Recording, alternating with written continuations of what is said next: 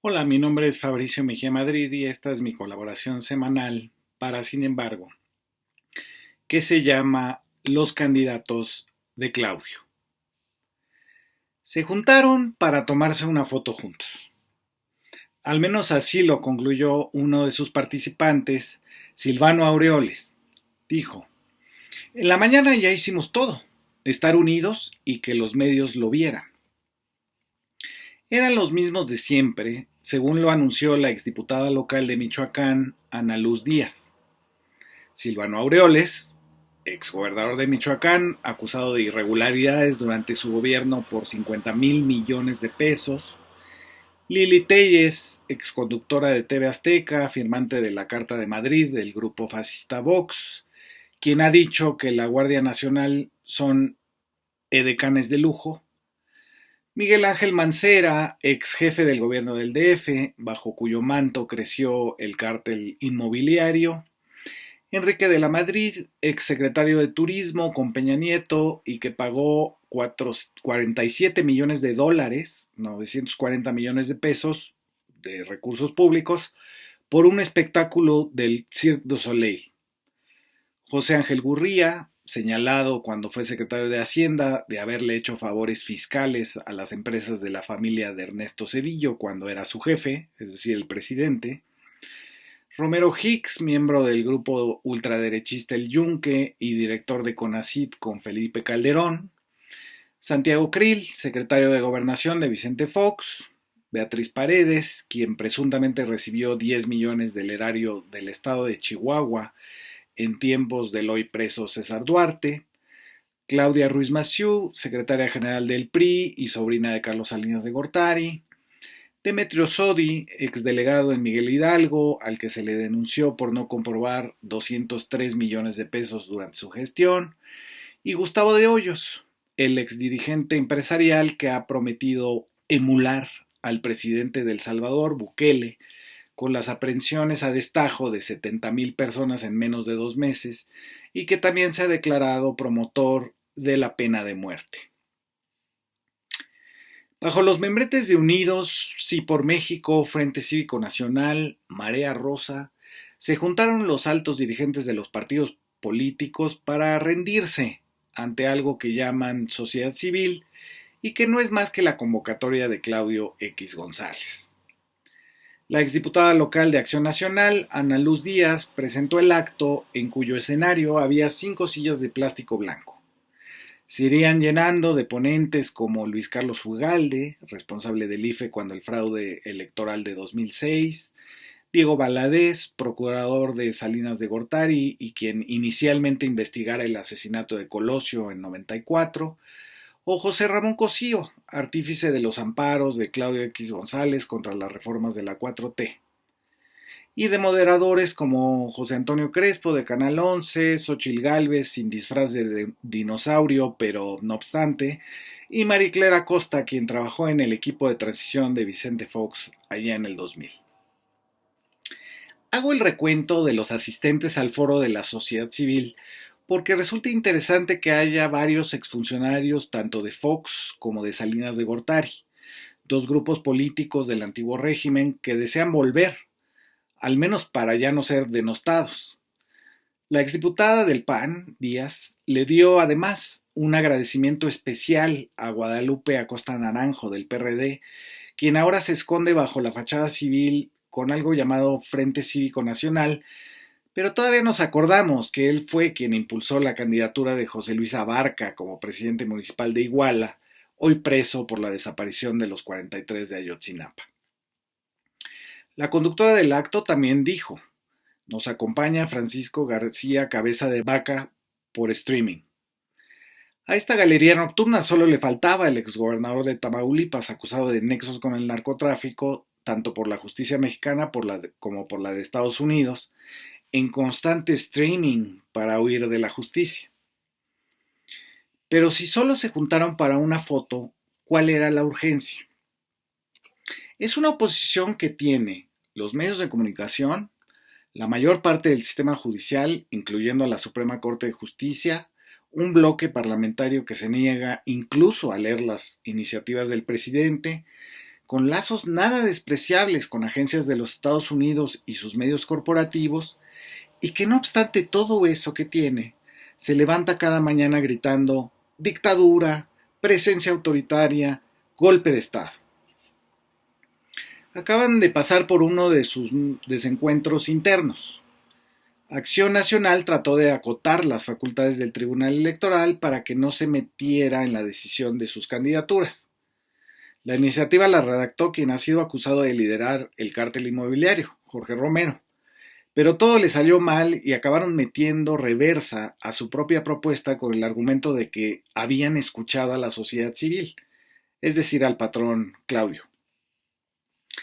El juego de este es inundar con sus candidatos los espacios antes dominados por la burocracia de los partidos del MAC-PRIAN y usarlos solo como recipientes de sus organizaciones fachada. Así lo dijo claramente el hijo del expresidente de la Madrid. Dijo: aquí estamos ya los que vamos a ser miembros del gabinete. Durante los 2 días que duró este foro, se repitió una sola angustia existencial. ¿Cuál va a ser el método para decidir las candidaturas? Hay que entenderlos. Muchos de ellos han tenido cargos públicos casi toda su vida.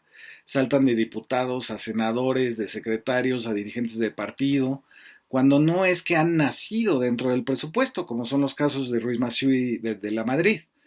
Así que al aliarse, no les preocupa que se pierda la pluralidad que ellos mismos dicen defender, sino que habrá menos puestos que repartir. Y les surge un método que no rompa la alianza tan endeble entre los burócratas de toda la vida, tipo Santiago Krill del PAN o Beatriz Paredes del PRI, con Claudio X González, que ha dicho públicamente que se aguanta el asco que le dan los partidos. Eso lo dijo el 15 de noviembre de 2021, con tal de sacar a Morena. Este foro es para la foto que aminore el espanto que se provocan unos a otros, la desconfianza que se tiene y la posibilidad temida de una fractura. A los asistentes se les entregó el programa de gobierno, redactado por Claudio X González a través de la Sociedad Civil AC, llamado Que nadie se quede atrás. Así se llama. En el documento hay ideas extrañas, como por ejemplo, que hay una libertad para alzar nuestra voz sin ser descalificados. Es decir, es una libertad de expresión sin la réplica de los otros, una suerte de grito en el desierto o en el lago de Texcoco. Hay también una libertad para que ningún gobernante lucre con la miseria. En todo caso, no se trata de una libertad, sino de estar en contra del clientelismo, como el de repartir balones con 500 pesos o el de la tarjeta rosa en el Estado de México. El resto de las siguientes 118 páginas hace pasar como propuestas de la oposición la mayor parte de lo que ya hace el gobierno de Andrés Manuel López Obrador. Apoyos sociales, paneles solares, más hospitales, pensiones para adultos mayores, becas para jóvenes, sus ninis de hace apenas 4 años y hasta aumentos de salario, medida que desde hace 30 años PRI y PAN sostuvieron que era inflacionaria y prohibida por la ciencia económica. Han rectificado sus dogmas excluyentes que hicieron de una mayoría de la población algo desechable, pero no proponen nada que no esté ya en los planes de gobierno de la 4T. Ahora vayamos a lo dicho en el foro. Le pusieron un tema que demuestra la angustia de la fractura entre ellos: gobiernos de coalición, es decir, una especie de promesa de que serán buenos en el futuro. A lo mejor que se refiere ese título del foro, a lo mejor a lo que se refiere ese título del foro es a que si bien ya tienen una alianza electoral y una legislativa para no hacer nada, también quieren prometerse que serán gobierno juntos, es decir, que se repartirán los cargos. Ahí hace todo el sentido el lema de su plan de gobierno: que nadie se quede atrás, es decir, que haya cargos públicos para todos, para el MAC-PRIAN y para las organizaciones de Claudio X González, donde están algunos militantes del no partidismo y del siempre diputado, como Álvarez y Casa o Xóchitl Gálvez. Pero no les faltó audacia para envolver de ideas el reparto de cargos de una elección que todavía no ocurre. Por ejemplo, Diego Valadez se aventó una idea memorable: que desaparezca el presidente y se le sustituya por un coordinador, de verdad. Y fue más lejos. Dijo que los gobiernos deberían de ser políticamente neutros. Ya ni siquiera los neoliberales, que pretendían que los presidentes fueran gerentes. Valadez quiere que sean humo. También propuso, para ir con los nuevos tiempos del intervencionismo yanqui, que se internacionalizara la seguridad pública. Claudia Ruiz Massieu se preguntó en algún momento abismada: ¿hay que pintar las patrullas de un color cada vez que cambia un sexenio? Eso ilustra todo lo que tenemos que consensar. Romero Hicks destapó una veta poética de la que uno, incauto, como es, no tenía registrada. Dijo: la diferencia entre lo que somos y lo que podemos ser es el tamaño de nuestros sueños. Extrañamente, igual que en el plan de gobierno, se robó una idea de López Obrador cuando dijo: ya tuvimos la independencia, la reforma y la revolución, ahora necesitamos una nueva transformación. Como nadie le estaba poniendo atención, no pude ver muestras de desconcierto. Luego propuso convocar a las mejores mujeres y hombres de cada trozo del alma. No sabemos hasta la fecha si el alma y sus trozos son un municipio del país o acaso partes del INAI. Dijo otras linduras que solo reproduzco aquí sin siquiera comentarlas. No hay protesta sin propuesta. El gobierno debe ser daltónico. El pasado es un lugar de referencia, no de residencia. Y finalmente dijo: tenemos que captar las vibraciones y los pensamientos de todas las personas. A continuación, Crespo presentó a Lili Téllez como senadora, pero evitó decir que llegó por la votación a favor de Morena. No reproduzco aquí los insultos y escojo solo un delirio que, si bien ya le hemos oído a la senadora, no deja de ser ameno. Dijo: la captura de la élite militar con dinero y contratos para imponer por la fuerza la continuidad de este régimen. Punto. Y estos acuerdos con los criminales para que llenen de dinero y de votos al partido oficial. Hasta ahí. Esta idea de que el ejército va a reprimir a Lili Téllez y de que los narcos van a rellenar las urnas es de lo más excéntrica, pero obtuvo aplausos del público.